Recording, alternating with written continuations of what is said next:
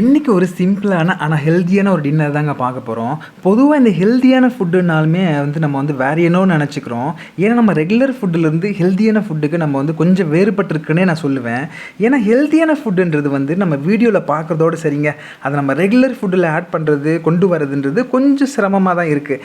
ஏன் சொல்கிறேன்னா, ரெண்டு விஷயத்துக்காக நம்ம அந்த ஹெல்த்தியான ஃபுட்டுன்றதை நம்ம ரெகுலர் ஃபுட்டில் கொண்டு வரதில்ல.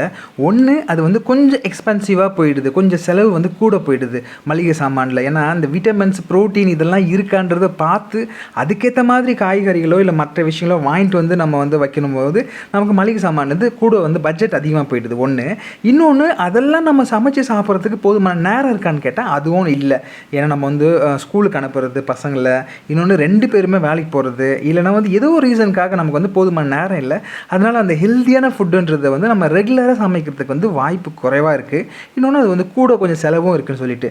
ஆனால் என்ன கேட்டால் நான் என்ன சஜஷன் பண்ணுவேன்னா, கண்டிப்பாக நம்ம அந்த ஹெல்த்தியான ஃபுட்டு தான் நம்ம வீட்டில் ரெகுலர் ஃபுட்டாக இருக்கணுங்க. எதுக்காகனா, நம்ம இந்த பட்ஜெட்டு கூட போகுதுன்றதுக்காகவோ இல்லை நேரம் நமக்கு இல்லைன்றதுக்காகவோ காம்ப்ரமைஸ் பண்ணிக்கிட்டு நம்ம கொஞ்சம் குறைபாடோடு நம்ம சாப்பிட்றத வச்சுங்களேன், அதனால் ஏற்படுற அந்த உடல் பிரச்சனைகள் வருதில்ல, அந்த நோய் வாய்ப்பட்டு வரதெல்லாம் வருதில்ல, அதுக்காக நம்ம திரும்பவும் போயிட்டு அதுக்கப்புறமா பெரிய செலவு நம்ம கொண்டு போய் நிற்க வைக்கங்க. அப்போ நம்ம அந்த எங்கெல்லாம் நம்ம இறுக்கமாக பிடிச்சோமோ மளிகை சாமானில் பட்ஜெட் அதிகமாகுதுன்னு சொல்லிட்டு அது நம்ம மொத்தமாக சேர்த்து அதை விட டபுளாக கொண்டு போயிட்டு நம்ம மெடிசனுக்காக கொடுக்குற மாதிரி ஆகிடும்.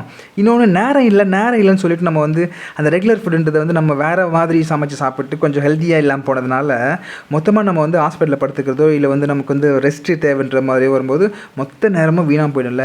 இதெல்லாம் காம்ப்ரமைஸ் பண்ணாமல் இருக்கணும்னு சொன்னால் நம்ம இப்போவே மளிகை சாமானில் கொஞ்சம் அமௌண்ட்டு இன்க்ரீஸ் பண்ணிக்கிறதும் சரி, இல்லை நேரத்தை சமைக்கிறதுக்காகவும் சாப்பிட்றதுக்காகவும் கொஞ்சம் அதிகமாகவே செலவழிக்கிறதும் சரி, இதுதான் சரின்னு என்ன கேட்டால் நான் அது அப்படி தான் நான் சஜஷன் பண்ணுவேன். ஏன்னா எங்கள் வீட்டில் பார்த்தீங்கன்னா இந்த மாதிரி ஹெல்த்தியான ஃபுட்டில் முடிஞ்ச வரைக்கும் காம்ப்ரமைஸ் பண்ணிக்கிறதுல.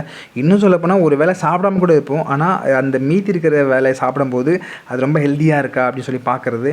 இன்னொன்று, குவான்டிட்டி நல்லா இருக்குது, ஹெல்த்தியாக இருக்கிறதுக்காக ரொம்ப அப்படியே இன்க்ரீஸ் பண்ணிட முடியாதுங்க. இப்போ தோசையோடு பார்த்தீங்கன்னு வச்சுக்கோங்க, 10 தோசை சாப்பிட முடியும் என்னால் உட்காந்து, இந்த பன்னீரும் இந்த அதுவும் இந்த ஃப்ரெஷ்ஷாக இந்த பட்டாணி போட்டு செஞ்ச இந்த குருமாக்கு. ஆனால் நான் 2 தோசை இல்லைனா மிஞ்சி போனால் 3 தோசை, 3 நான் சாப்பிட மாட்டேன், 2 தான் சாப்பிடுவேன். எதுக்காகனா, குவான்டிட்டியில் நம்ம ரொம்ப கவனமாக இருக்கணுங்க.